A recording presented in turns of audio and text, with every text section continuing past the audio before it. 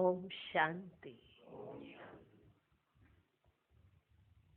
आज 14 दिसंबर 2014 अव्यक्त महावाक्य अव्यक्त बाप दादा रिवाइज कोर्स की मुरली, जिसकी डेट है 12 जनवरी 1979। मुरली का सार: वरदाता बाप द्वारा मिले हुए खुशी के खजानों का भंडार। वरदाता बाप द्वारा मिले हुए खुशी के खजानों का भंडार।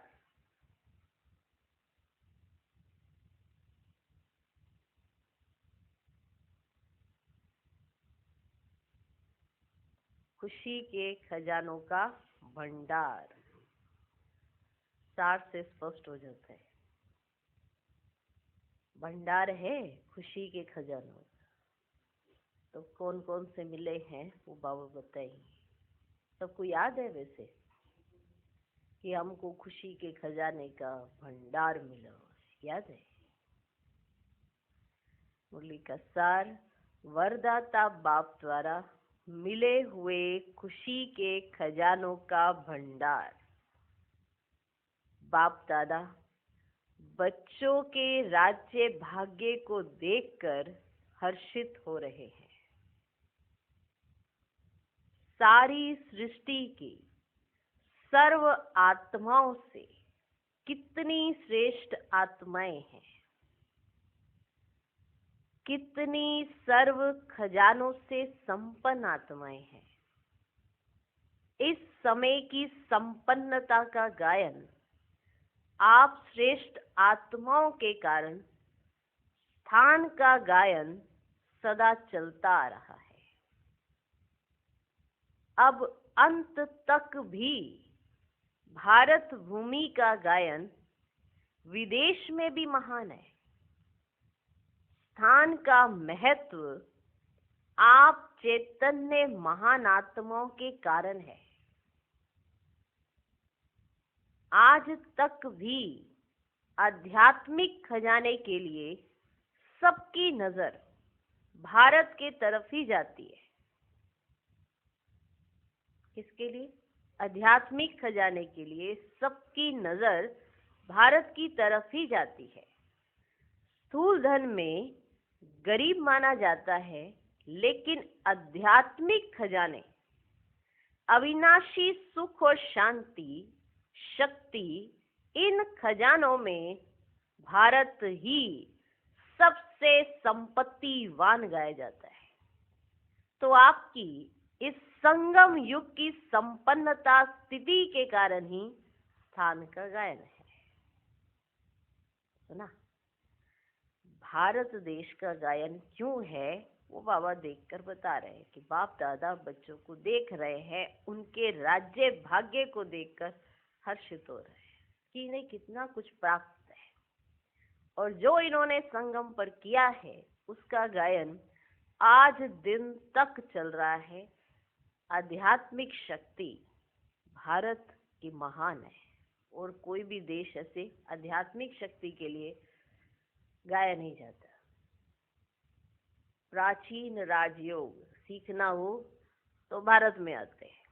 अविनाशी सुख और शांति, शक्ति ढूंढने भी भारत में ही आते हैं। बाबा ने कहा ये सब गायन आपकी स्थिति के कारण है। भगवान किस नजर से देखता है वो देखना। माना इतना महान भारत देश गाया जाता है, भले आज गरीब है फिर भी उसकी महानता आज दिन तक गाई जाती है। तो वो महान क्यों है? बाबा ने कहा वो आप हो जिनके कारण भारत महान गाया जाता है। तो आपकी संगम युग की संपन्न स्थिति के कारण ही स्थान का गायन है। इतने खजानों से संपन्न होते हो जो आधा कल्प वही प्राप्त खजाने चलते रहते हैं। इतने खजानों से आप संगम पर संपन्न होते हो जो आधा कल्प वही खजाने चलते रहते। इतना खजाना जमा होता जो अनेक जन्म खाते रहते। ऐसा कभी कोई सारे कल्प में नहीं बन सकता। संगम पर आप इतना जमा करते हो जो सारे कल्प में खाते रहते हो, और किसी समय में जमा नहीं होता है। ऐसा कभी कोई सारे कल्प में नहीं बन सकता। संगम युग सर्व युगों में से छोटा युग होने के कारण इनकी बहुत थोड़ी सी आयु है। सारे युगों के कंपैरिजन में संगम युग की आयु बहुत छोटी सी है। जितनी छोटी सी जीवन है, छोटा सा युग है, इतनी कमाई सब युगों से श्रेष्ठ है। सदा अपने खजानों को समृद्धि में रखते हो? रखते हो? क्या क्या खजाने मिले हैं, किस द्वारा मिले हैं और कितना समय तक चलने वाले हैं, समृद्धि में रहता है? क्या क्या खजाने मिले हैं, किस द्वारा मिले हैं और कितने समय तक चलने वाले हैं, याद रहता है? बाप ने खजाने तो सबको एक समान दिए। किसको 1 लाख, किसको 1000 नहीं दिया है, सबको एक समान दिए। सब बच्चों को बेहद का अखुट खजाना बाप द्वारा मिला है। ऐसे अखुट खजाने से स्वयं को सदा भरपूर तृप्तात्मा समझते हो? भरपूर तृप्तात्मा समझते हो? तृप्त आत्मा को सदा बाप और खजाना ही सामने रहता है। सदा इसी नशे में झूमते रहते हैं। सबसे बड़े से बड़ा खजाना, जिस खजाने के लिए अनेक आत्माएं अनेक प्रकार के साधनों को अपनाती हैं फिर भी वंचित है। सबसे बड़े से बड़ा खजाना बताओ कौन सा? सदा इसी नशे में झूमते रहते हैं। सबसे बड़े से बड़ा खजाना, जिस खजाने के लिए अनेक आत्माएं अनेक प्रकार के साधनों को अपनाती है फिर भी वंचित है, वह कौन सा खजाना आपको मिल गया है? कौन सा? कौन सा? कौन सा? वह कौन सा खजाना आपको मिल गया है? आज दुनिया में किस खजाने की इच्छा है, जिस इच्छा के कारण आत्माएं जगह जगह भटक रही है? आप सबके पास सिर्फ अब के लिए नहीं लेकिन अनेक जन्मों के लिए भी जमा है। वह कौन सा खजाना मिला है? सबसे बड़े से बड़ा खजाना है खुशी का खजाना। सबसे बड़े से बड़ा खजाना है खुशी का खजाना। माना अभी भी जमा है और 84 जन्मों के लिए जमा है जमा। सबसे बड़े से बड़ा खजाना है खुशी का खजाना। इसी खुशी के लिए लोग तड़पते हैं और आप सब सदा खुशी में नाचने वाले हो। लोग इसी खुशी के लिए तड़पते हैं और आप सब सदा खुशी में नाचने वाले हो। आप सबके यादगार चित्र में भी खुशी का पोज दिखाया हुआ है। अपना चित्र याद है ना? अमृत वेले से लेकर, ध्यान देना, अमृत वेले से लेकर इस खुशी के खजाने को यूज करो। कब से लेकर कब तक? अमृत वेले से लेकर इस खुशी के खजाने को यूज करो। सोचो व अपने आप से बातें करो। सोचो व अपने आप से बातें करो। आंख खुलते कौन सामने आता है? आंख खुलते कौन सामने आता है? आपको कौन उठाता है? आंख खुलते कौन सामने आता है? पहले पहले संकल्प में किससे मिलन होता है? सबसे पहला संकल्प क्या आया? आंख खुली और संकल्प क्या आया? पहले पहले संकल्प में किससे मिलन होता है? विश्व के रचता, सर्व खजानों के दाता, सर्व वरदानों के दाता बीज से मिलन होता है।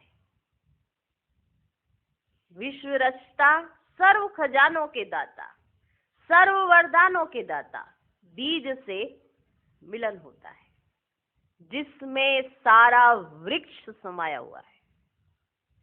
सर्व आत्माएं भिखारी बन बाप की एक सेकंड की झलक देखने की इच्छा से कितने कठिन मार्ग अपनाते हैं, और आप श्रेष्ठ आत्माएं सर्व संबंधों की मिलन, सर्व संबंधों से मिलन मनाने के अनुभवों के श्रेष्ठ खजाने के अधिकारी।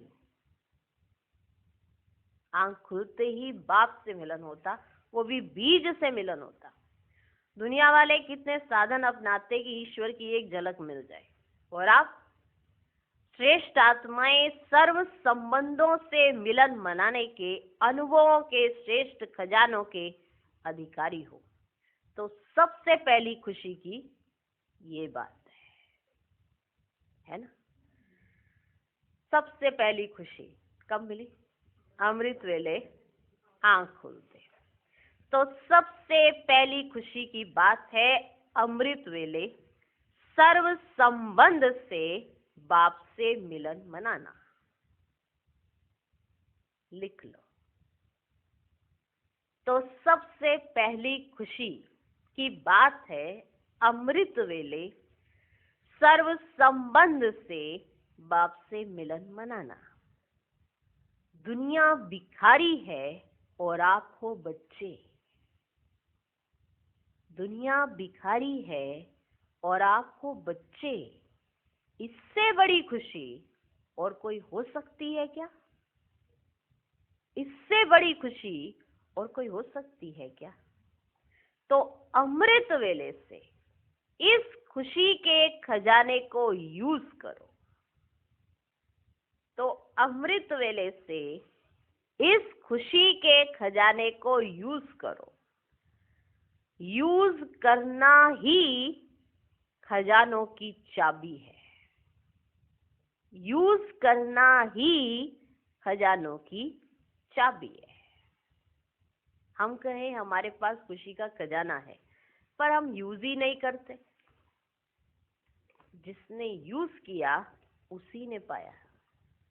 आपको हमारी तिजोरी में बहुत पैसा है, बहुत पैसा है, पर पैसा यूज करने का अकल ना हो, वेस्ट करना आता हो और यूज ही ना कर पाए सही ढंग से, तो फिर कहेंगे इनके पास बहुत पैसा है? नहीं कहेगा कोई। यूज करना आना चाहिए। तो सर्व खजानों को यूज करना ये चाबी है। ठीक है। तो पहली खुशी का खजाना कब मिलता है? अमृत वेले सर्व संबंधों से मिलन मना सकते हो। दूसरा खुशी का खजाना, इतनी सिकिलधे श्रेष्ठ आत्माएं हो जो स्वयं भगवान आपको पढ़ाने के लिए परमधाम से आते हैं। अमृत वेले आपका बाप से मिलन हुआ। अब दूसरा स्टेप, इतनी सिकिलधे श्रेष्ठ आत्माएं हो जो स्वयं भगवान आपको पढ़ाने के लिए परमधाम से आते हैं। लंदन अमेरिका से नहीं आते हैं, इस लोक से भी पार, जहां तक साइंस वाले स्वप्न में भी पहुंच नहीं सकते। ऐसे परम धाम से स्पेशल आपको पढ़ाने के लिए आते हैं, और फिर पढ़ाने की फी भी नहीं लेते। पढ़ाने की फीस भी नहीं लेते। देखो, और ही पढ़ाई की प्रारब्ध, स्वर्ग का स्वराज्य स्वयं नहीं लेते, आपको देते हैं, आपको देते हैं। तो इससे बड़ी खुशी और क्या होती है। इस समृद्धि से खजाने को यूज करो। ठीक, ये है दूसरी खुशी। आपके पास खुशी का खजाना है, लेकिन यूज करना आना चाहिए। यूज करना ही चाबी है। दूसरी खुशी का खजाना मिला कि भगवान स्वयं हम बच्चों को पढ़ाने आते हैं और फीस भी नहीं लेते, फ्री में पढ़ाते हैं और सुबह सुबह पढ़ाते हैं। इस समृद्धि से खजाने को यूज करो। इससे आगे चलो। अब इससे और आगे चलते हैं। चले चले। कार्य करते हुए, कार्य करते हुए कर्म योगी का पाठ बजाते हैं। कर्म योगी अर्थात सदा बाप के साथ रहते हुए हर कार्य करने वाला। कर्म योगी के समय भी चाहे कोई भी कर्म कर रहे हो, कर्म योगी के समय आप चाहे कोई भी कर्म कर रहे हो, लौकिक व अलौकिक, लेकिन ऑलमाइटी अथॉरिटी आपका साथी अर्थात फ्रेंड बनकर हर समय साथ निभाते हैं। ऐसा फ्रेंड फिर कभी मिल नहीं सकता। कभी फ्रेंडशिप निभाते हैं, कभी कंबाइंड युगल रूप निभाते हैं। ऐसा कंबाइंड स्वरूप, विचित्र युगल रूप, जो सदा आपको कहते हैं सारा बोझ हमें दे दो। ऐसा आपका कंबाइंड स्वरूप, ऐसा आपका युगल स्वरूप, ऐसा आपका फ्रेंड। आपका फ्रेंड आपको बस इतना ही कह दे, कभी भी तुम्हें कोई प्रॉब्लम हो तो सबसे पहले मुझे याद करना। कभी भी अगर फ्रेंड ने ऐसा कह दिया तो दूसरे फ्रेंड को कैसा लगता है? वाह, इसे कहते हैं दोस्ती। कभी भी आवाज लगाना तो मुझे सबसे पहले पाना। ऐसा फ्रेंड अगर हो, इसे कहते दोस्ती। और ऐसा दोस्त आपका कौन है? खुद खुदा, खुद खुदा। ठीक है, आपका साथी माना आपका कंबाइंड स्वरूप, आपका युगल स्वरूप आपसे ये कहे कि टेंशन मत लो, सारे टेंशन मुझे दे दो। और रियल में करे भी ऐसा कि आपकी टेंशन को अपनी टेंशन समझे। ऐसा युगल स्वरूप अगर आपको मिल जाए तो बताओ कितनी खुशी है ना।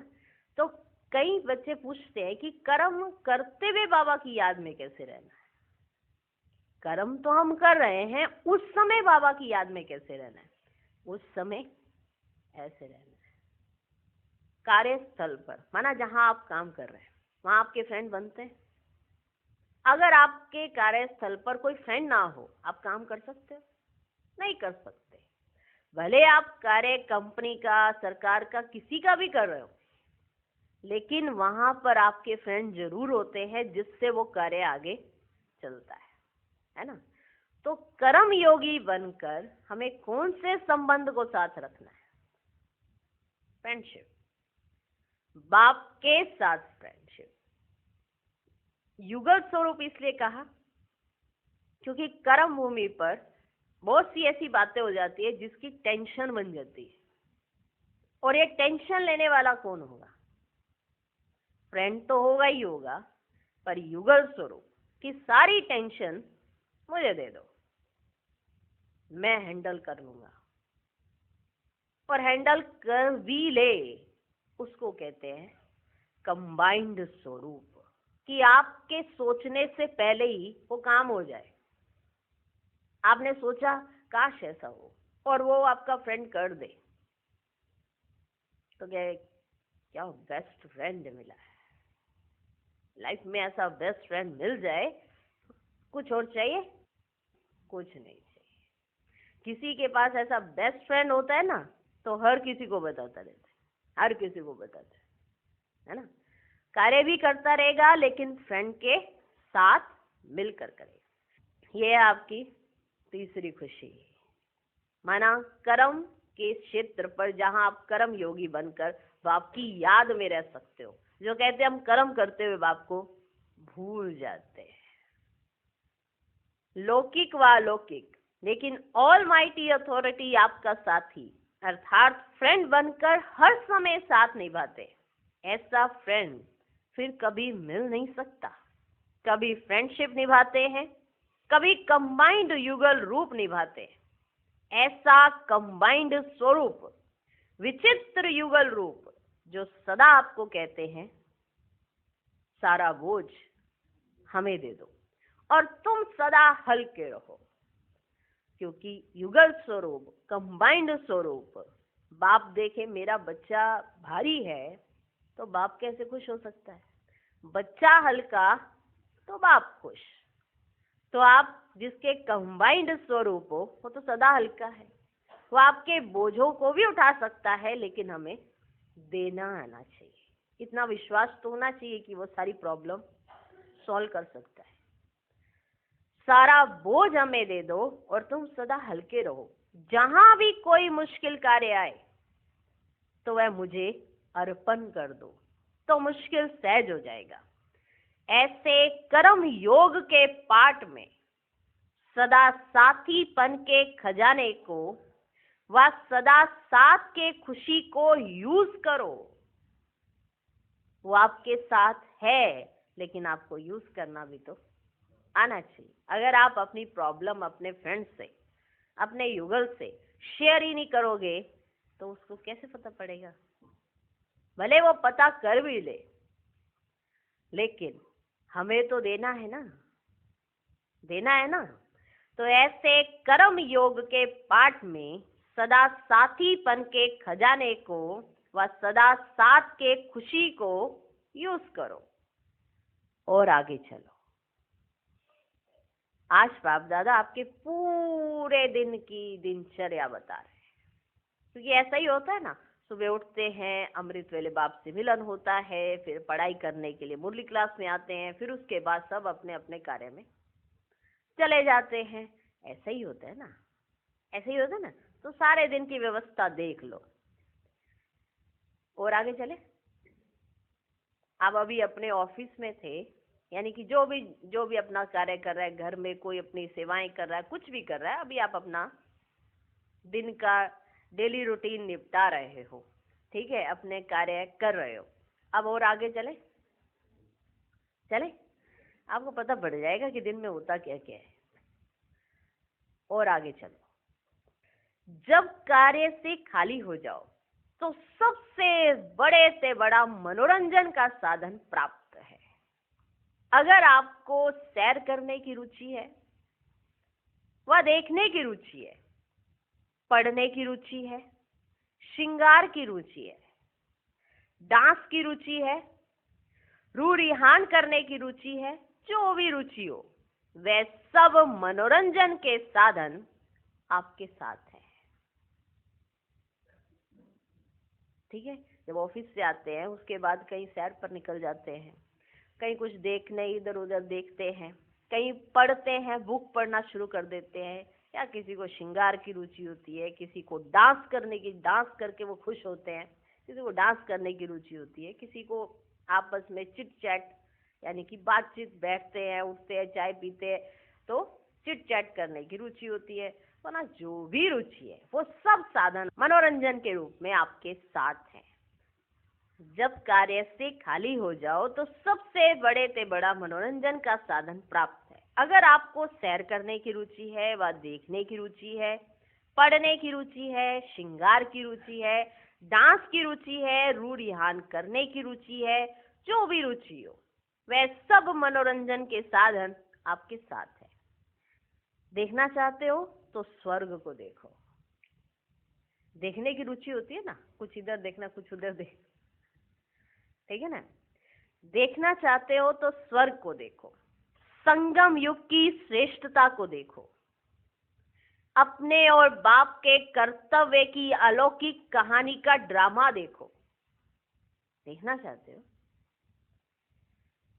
तो स्वर्ग को देखो, संगम युग की श्रेष्ठता को देखो, अपने और बाप के कर्तव्य की अलौकिक कहानी का ड्रामा देखो। सैर करना चाहते हो तो 3 लोकों का सैर करो। श्रृंगार करना चाहते हो तो हर गुण के विस्तार से स्वयं को सजा लो। श्रृंगार करना चाहते हो, सुंदर दिखना चाहते हो। बाहरी सुंदरता तो कुछ भी नहीं है, जिसमें गुण हो वो सुंदर दिखता है। करना चाहते हो तो हर गुण के विस्तार से स्वयं को सजा लो। ड्रामा देखना चाहते हो, कईयों को पिक्चर देखने का शौक होता है, माना टीवी सीरियल या जो भी है। ड्रामा देखना चाहते हो तो 5000 वर्ष का ड्रामा देखो। हिस्ट्री पढ़ना चाहते हो, कईयों को पढ़ने का शौक होता है। हिस्ट्री पढ़ना चाहते हो तो अपने 84 जन्मों की हिस्ट्री पढ़ो। रूह रिहान करना चाहते हो तो रूह बन, रूहों के रचता से रूह रिहान करो। और क्या चाहिए, और क्या चाहिए? इन सब साधनों से सदा अपने को खुश रखो, अर्थात खजाने को यूज करो। खुशी का खजाना है, सबने कहा हमारे पास खुशी का खजाना है, यूज करना तो आना चाहिए ना।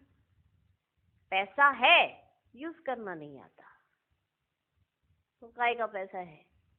खुशी का खजाना है ब्राह्मणों के पास, पर यूज करना नहीं आता। तो आज बाबा यूज करना बता रहे हैं कि यूज कैसे करो।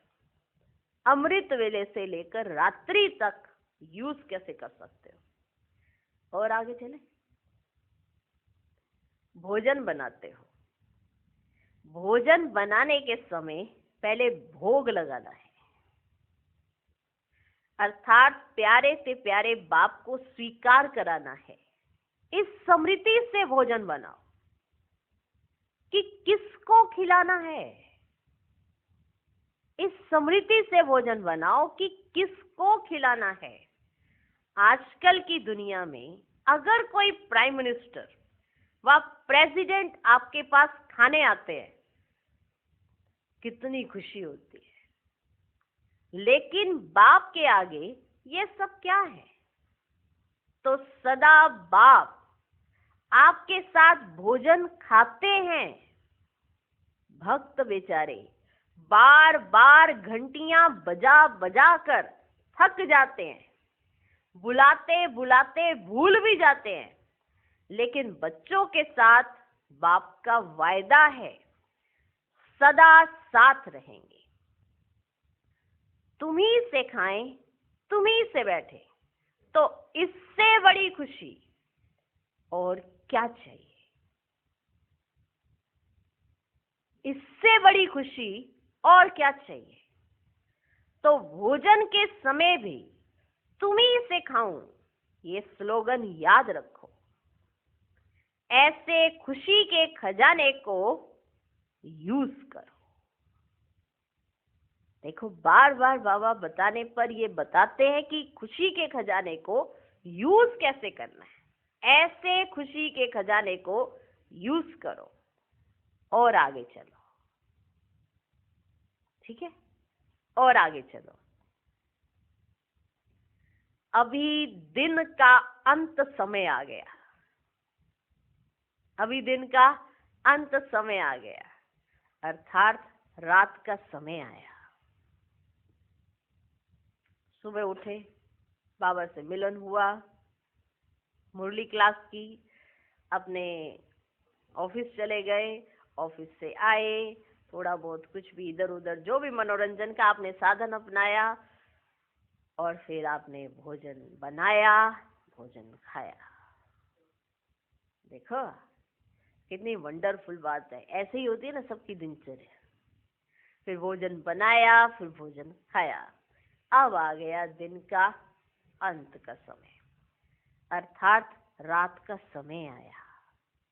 अब रात का समय आ गया। अब रात को क्या करेंगे? सोने के पहले, अब रात को तो सोएंगे ही सोएंगे, है ना। रात को क्या करना होता है? सोना होता है। रात को सोना है एकदम छुट्टी का, माना सारे दिन इतना सब कुछ किया है, तो रात का भी एक अलग ही आनंद होना। अभी दिन का अंत समय आ गया, अर्थात रात का समय आया। अब रात को क्या करेंगे? सोने के पहले सारे दिन के समाचार की लेन देन, चाहे कंबाइंड रूप में करो, चाहे बाप के रूप में करो, चाहे कंबाइंड रूप में करो, चाहे बाप के रूप में करो। एक दिन का समाचार दो और दूसरे दिन का श्रेष्ठ संकल्प और कर्म की प्रेरणा लो। आज जो सारे दिन में किया उसका समाचार बाप को दो और दूसरे दिन का श्रेष्ठ संकल्प और कर्म की प्रेरणा लो। सब समाचार की लेन देन करना अर्थात हल्के बन जाना। जब आप सब समाचार की लेन देन कर लेंगे तो आप क्या हो जाएंगे? हल्के बन जाना।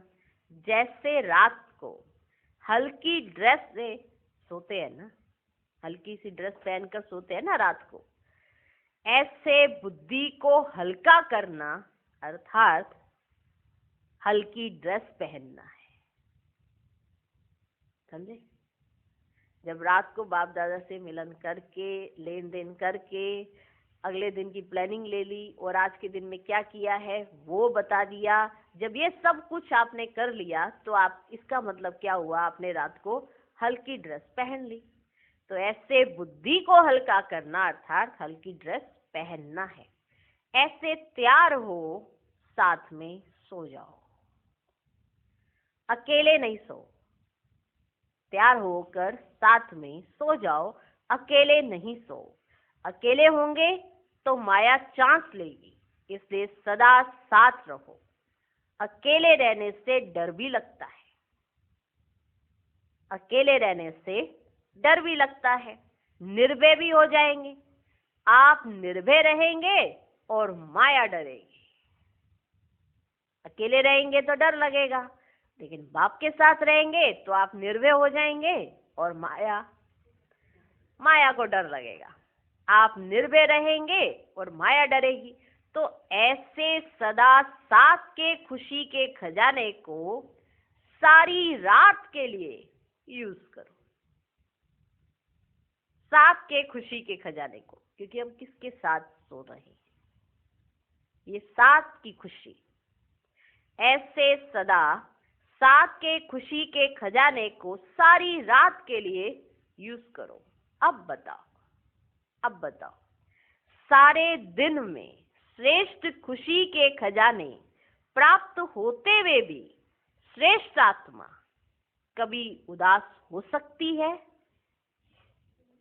सारे दिन के लिए खुशी का खजाना मिला हुआ है, तो ऐसी श्रेष्ठ आत्मा कभी उदास हो सकती है?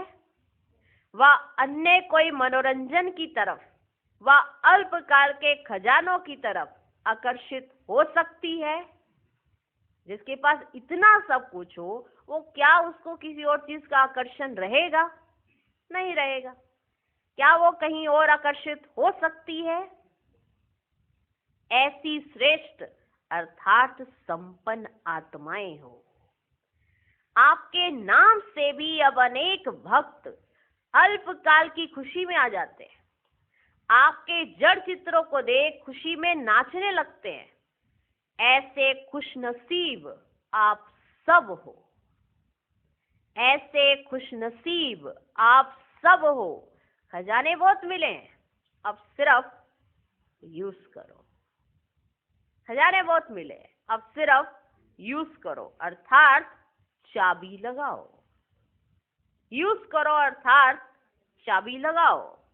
चाबी होते हुए भी समय पर नहीं मिलती है, समय पर खो जाती है, इसलिए सदा सामने रखो, अर्थात सदा स्मृति में रखो कि आपको कौन कौन से खुशी के खजाने मिले हुए हैं। चाबी को सामने रखो और चाबी जहाँ रखी है उसकी स्मृति भी रहनी चाहिए। अगर सामने रखी है वो भी याद नहीं है तो चाबी होते हुए भी ऐसे ऐसे ऐसे भटकते ही रहेंगे, सब कुछ होते हुए भी भटकन नहीं खत्म होगी। तो स्मृति में रखना ये सब बातों को, बार बार अपने स्मृति स्वरूप को रिफ्रेश करो, बार बार अपने स्मृति स्वरूप को रिफ्रेश करो। खजाना क्या और चाबी क्या? आज का होमवर्क, खजाने क्या है और उसकी चाबी क्या है। खजाने कौन कौन से हैं और उनकी चाबी क्या है। हर कर्म में जैसे सुनाया वैसे प्रैक्टिकल में लाओ, अर्थात स्मृति को स्वरूप में लाओ। समझा क्या करना है? अच्छा, ऐसे सदा सर्व खजानों से संपन्न आत्माएं, हर कर्म में बाप के साथ सर्व संबंध निभाने वाले, सदा बाप को अपना साथी अनुभव करने वाले, सदा माया के भय से निर्भय रहने वाले, ऐसी तृप्त आत्माओं को, खजाने के मालिक आत्माओं को बाप दादा का याद प्यार और नमस्ते। हम रूहानी बच्चों की रूहानी बाप दादा को नमस्ते नमस्ते नमस्ते। Good morning, good morning, good morning. ओम शांति। पार्टियों के साथ मुलाकात, कर्नाटक जोन। पहला ग्रुप बाप दादा से मिले। बाबा ने क्या कहा? बाबा कहते, सदा अपना कल्प पहले वाला संपन्न फरिश्ता स्वरूप सामने रहता है। कल्प पहले भी हम ही फरिश्ते थे और अब भी हम ही फरिश्ते हैं, ऐसे अनुभव होता है। फरिश्ता अर्थात जिसका एक बाप के साथ सर्व रिश्ता हो, अर्थात सर्व संबंध हो, एक बाप दूसरा ना कोई, ऐसे अनुभव होता है कि और भी संबंध स्मृति में आते हैं। एक बाप से ही सर्व संबंध है ये अनुभव होता है या कोई और भी संबंध स्मृति में आ जाते हैं? जिसके सर्व संबंध एक बाप के साथ होंगे उसको और सब संबंध निमित्त मात्र अनुभव होंगे। वह सदा खुशी में नाचने वाले होंगे, कभी भी थकावट का अनुभव नहीं करेंगे। बाप समान स्टेज वाले सदा अथक होंगे, थकेंगे नहीं। सदा बाप और सेवा इसी लगन में मगन होंगे। तो हर एक विघन विनाशक हो या लगन और विघन दोनों साथ साथ चलते हैं। लगन भी है, विघन भी है, दोनों साथ साथ चल रहे हैं। विघ्नों के आने से रुकने वाले तो नहीं हो। हर कल्प विघन आए हैं और हर कल्प विघन विनाशक बने हो। जो हर कल्प के अनुभवी हैं उनको रिपीट करने में क्या मुश्किल। सदा ये स्मृति रहे कि हम कल्प कल्प के विजयी हैं, अनेक बार बन चुके हैं, अब सिर्फ रिपीट कर रहे हैं। तो सहज योगी होना चाहिए ना, तो सहज योगी होना चाहिए ना। क्या करे, कैसे करे, इन सब कंप्लेन से कंप्लीट। ऐसी कंप्लीट आत्माओं की सब कंप्लेन खत्म हो जाती है। संपन्न होना अर्थात संतुष्ट। असंतुष्ट होने का कारण है अप्राप्ति। अप्राप्ति ही असंतुष्टता को जन्म देती है। अप्राप्त नहीं कोई वस्तु हम ब्राह्मणों के खजाने में। यह देवताओं का गायन नहीं है, आप ब्राह्मणों का गायन है। मास्टर सर्वशक्तिमान का अर्थ ही है संपन्न आत्माएं, संपन्न स्वरूप। जैसा लक्ष्य होता वैसे लक्षण भी होते हैं। लक्ष्य एक हो और लक्षण दूसरे हो। लक्ष्य है संपूर्ण बनने का और धारणा अर्थात प्रैक्टिकल रूप में कमी है, तो अंतर हुआ ना।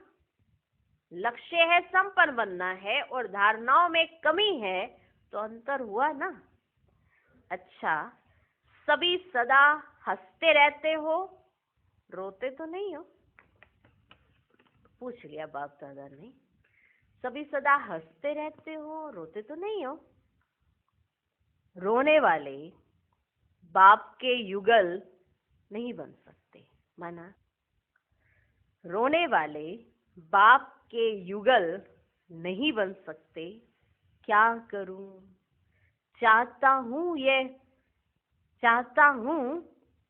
ये होने नहीं देते। मदद करो ओ बाबा, कृपा करो। ये भी रोना है। जो ये कहते हम चाहते तो बहुत कुछ है, पर बस थोड़ी सी हेल्प नहीं मिलती, आप ही कृपा करो बाबा। जो ये भी कहते, यह भी रोना है। ऐसे रोने वालों को बाप अपने साथ कैसे ले जाएंगे?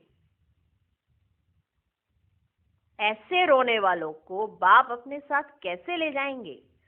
साथ चलने के लिए जैसा बाप वैसे बच्चे बनो, बाप समान बनो। जो भी कर्म करो पहले चेक करो, ये बाप समान है? जो भी कर्म करो पहले चेक करो, ये बाप समान है? बाप समान नहीं है तो कट कर दो, आगे नहीं बढ़ो।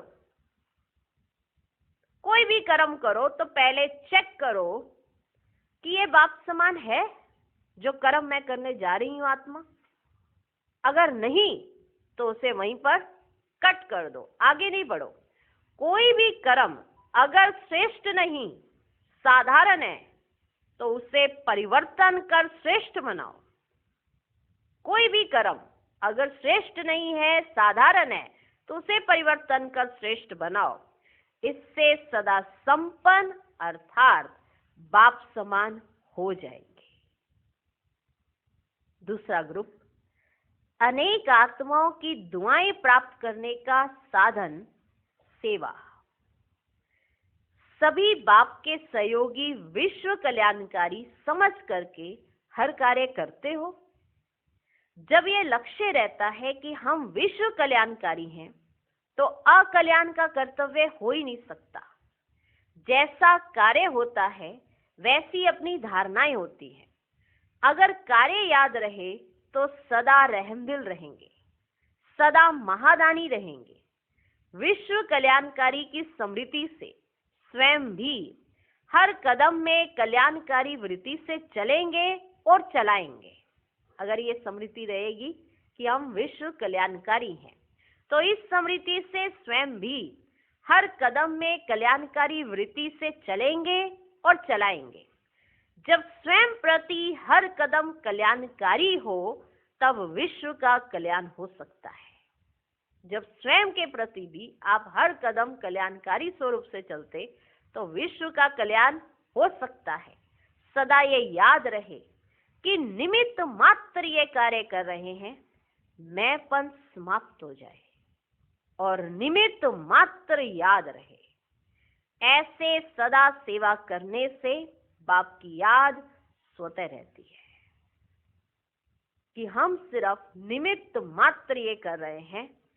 ऐसे करने से मैंपन तो समाप्त हो गया, और ऐसे सदा सेवा करने से बाप की याद स्वतः रहती है। जितनी सेवा करते उतनी विश्व की अनेक आत्माओं द्वारा दुआएं मिलती हैं, आशीर्वाद मिलती है। अच्छा, आज का वरदान, एक बाप को अपना संसार बनाकर सदा एक ही आकर्षण में रहने वाले कर्म बंधन मुक्त भव। एक बाप को अपना संसार बनाकर सदा एक ही आकर्षण में रहने वाले कर्म बंधन मुक्त भव। सदा इसी अनुभव में रहो कि एक बाप, दूसरा ना कोई, बस एक बाबा ही संसार है और कोई आकर्षण नहीं, कोई कर्म बंधन नहीं। अपने किसी कमजोर संस्कार का भी बंधन ना हो। जो किसी पर मेरेपन का अधिकार रखते हैं, उन्हें क्रोध या अभिमान आता है। जो किसी पर मेरेपन का, है ना, ये मेरी चीज है, कोई भी अगर मेरेपन का अधिकार रखता है, ये मेरी चीज है, ये मेरी चीज कैसे यूज कर ली तुमने? किसी भी चीज पर, माना चाहे व्यक्ति, वस्तु, वैभव, किसी भी चीज पर अगर आपने मेरेपन का अधिकार रख दिया तो वहां से एक जन्म होता है क्रोध और अभिमान का। जो किसी पर मेरेपन का अधिकार रखते हैं उन्हें क्रोध या अभिमान आता है, यह भी कर्म बंधन है। लेकिन जब बाबा ही मेरा संसार है, ये स्मृति रहती है, तो सब मेरा मेरा एक मेरे बाबा में समा जाता है और कर्म बंधनों से सहज ही मुक्त हो जाते हैं। आज का स्लोगन, महान आत्मा वह है जिसकी दृष्टि और वृत्ति बेहद की है। ओम शांति।